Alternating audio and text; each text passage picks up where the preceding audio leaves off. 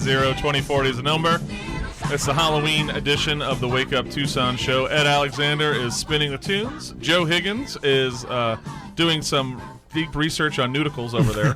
Thank you very much. I Googled it, and I'm afraid. Great word. There is, if you want to, in Oro Valley, Lambert and La Canada, Yes. right near Dr. Jaw's office, there is a Fry's Shopping Center, and they have public art show that was actually, remember Celeste Lattice, who fell in love with her town manager? Yeah. She actually called that public art Ode to Nudicles. Really? So it's one of the worst things of public art ever.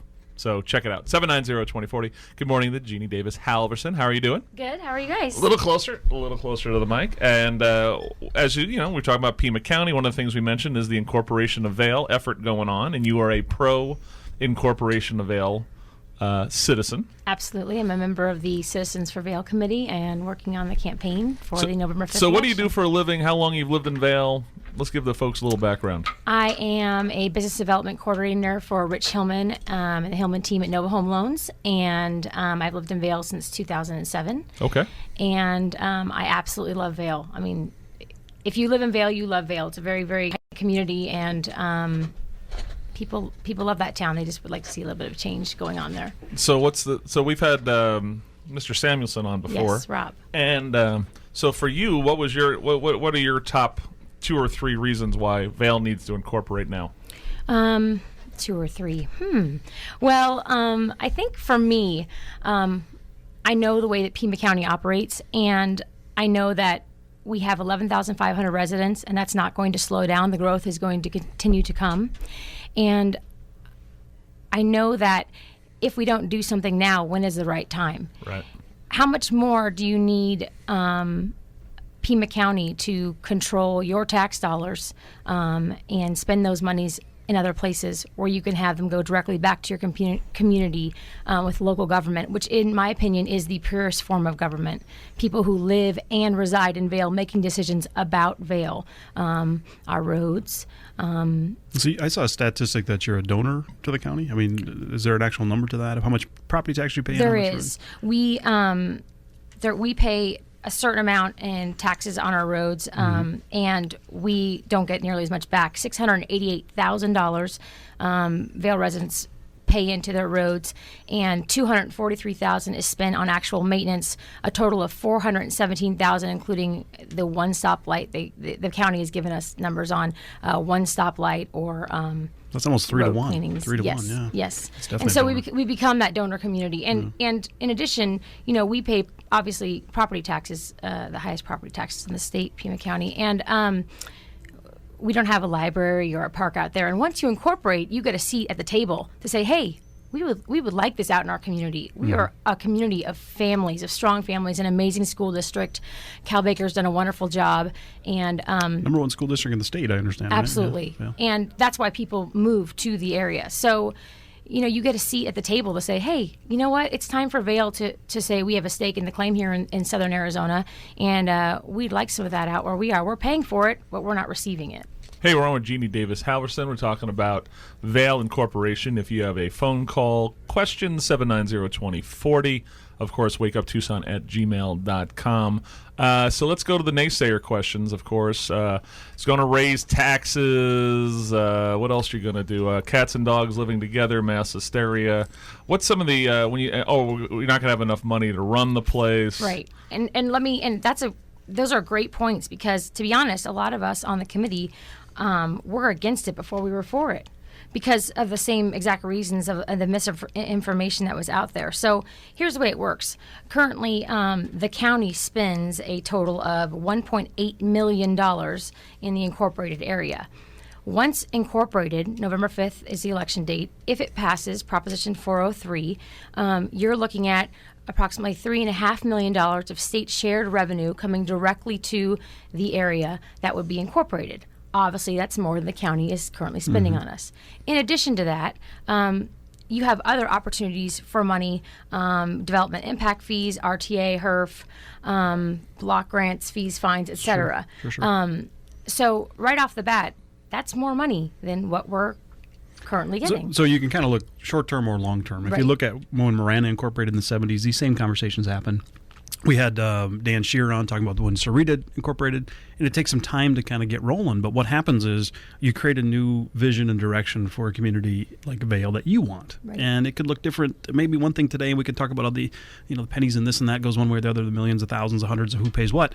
But in 20 years, you look backwards and say, geez, we're another Marana, or we are another Oro Valley, or we are Scottsdale, Marana. You name it. Absolutely, and I believe that Marana and Sarita and Oro Valley do support in the incorporation effort because a rising tide raises all ships. Mm-hmm. And this is Southern Arizona, and this is Pima County. And I firmly believe that in 10 to 15 years, if this incorporation passes, Vail will be on track to be a similar community to Oro Valley or Marana or Sarita. And that's important for Vail residents to know. And in addition, there's a lot of false information that's been put out. I mean, some people will say, there's no way we can do it. Taxes are going to go up. Couple things. There's been no property tax implemented in the last 15 incorporations. And you don't need to do that because you already pay property taxes for your library and fire. I mean, but of course, Vail doesn't have a library out in their area or a park. And that's inaccurate. Now, what you would probably see, which is probably accurate, is you'd probably see a 2% sales tax. But what everyone else seems to not realize is, there's one Walgreens in Vail. Well, so you'd pay 2% sales tax. Well, when you shop anywhere else in town, you pay that 2% sales tax. The difference is that 2% gets spent back in their area and not in Vail. So you go to Home Depot for a house in Vail, Right. you're paying into the Tucson 2% Right. property tax or sales tax. And people will also say, well, we don't have enough businesses to support Vail to come. The businesses will come. It's almost like if you build it, they will come. And we did have somebody approach us and say, if we would have ever known you guys were considering this, we would not have started development off of Houghton Road. We would never have done that. We would have much rather worked with an incorporated town because developers and small businesses want to work with your local government, with the people that live and reside in Vail and that are making decisions for their Well, community. if you see the trend of what's going on, you have the donut hole. Right. All right. Oro Valley, Marana, Saharita, and now you guys are the next domino to fall here that says, look, we're not, right across the street of Houghton is this thing called the City of Tucson, which has crap fire funding, crap police funding, their pensions blowing up, their roads are the fifth worst, poverty's off the wall. We have basically ideological zealots that still run the council. We don't really want to dig that. And then you have the empire of Pima, and you say, we're going to try to carve our own destiny out here. Absolutely. I think that's actually a very good point, Chris, that carving your own destiny is exactly what Vail residents should be thinking about. And again, it's not going to be an immediate change in the situation. It'll be a long term, but if not now, when? How many more thousands of residents do you need in Vail before you say, hey, we want to have some local control, not somebody who doesn't reside in our area, who doesn't come here, who represents us, for our community. 790-2040 is the phone number. We got a quick question for Jeannie. KG, what's going on, dude? Hey, I have a question. The worst problem that Vail has, it has a 2-lane road right through the center of it with 2 schools and 2 railroad tracks and no left turn lane. And so it's a mess. I've seen cars backed up literally 3/4 of a mile every morning trying to get through there.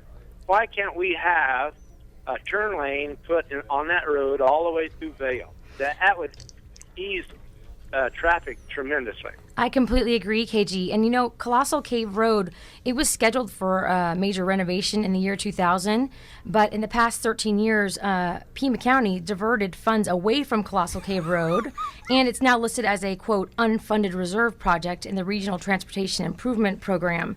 So that means it's also unfunded for at least 5 more years.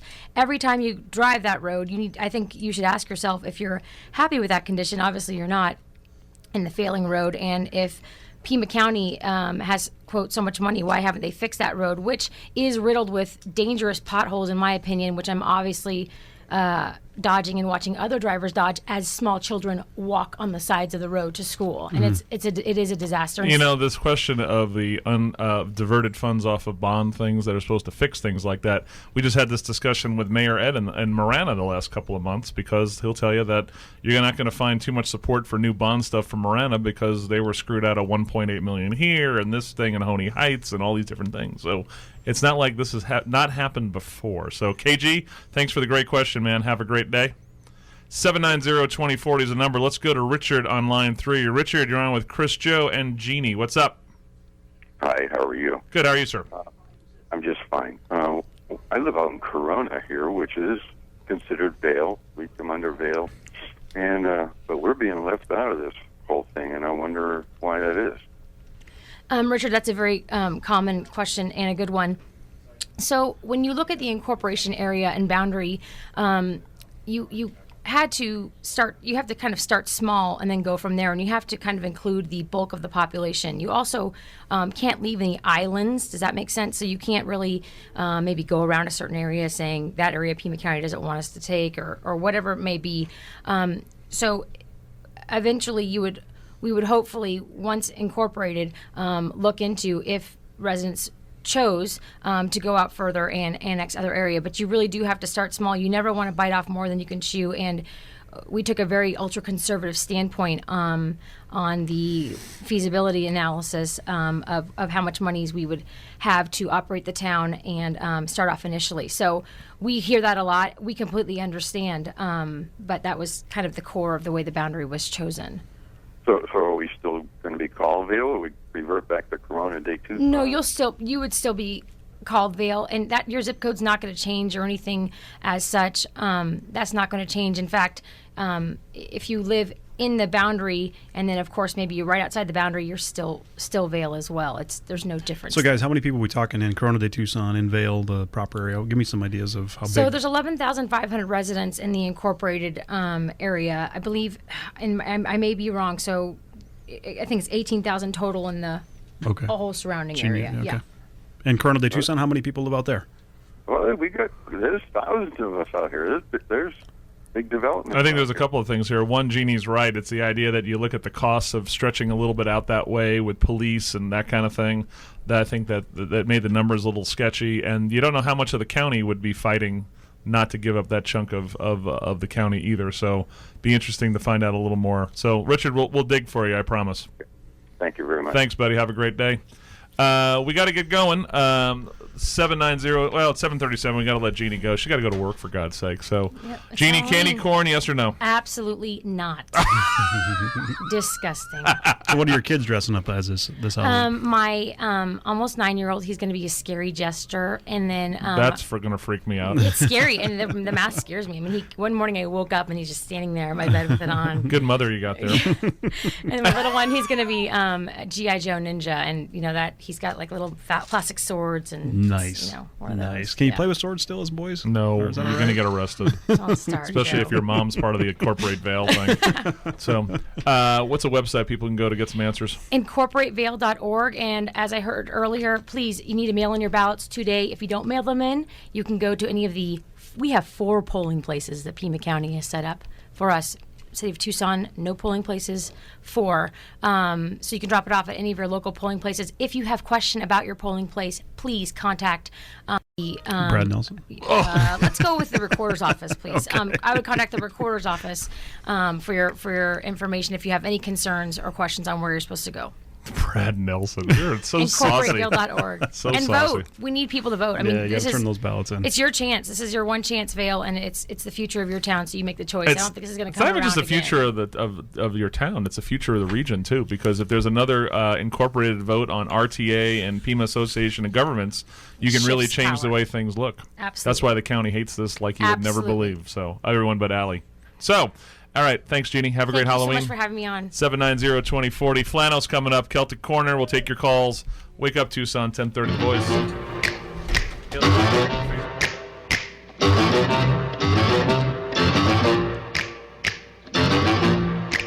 It's your town. Get up and get involved. It's Wake Up Tucson with Joe Higgins and Christy Simone. They're creepy and they're kooky, mysterious and spooky. They're all together, oh, keep the Addams Family.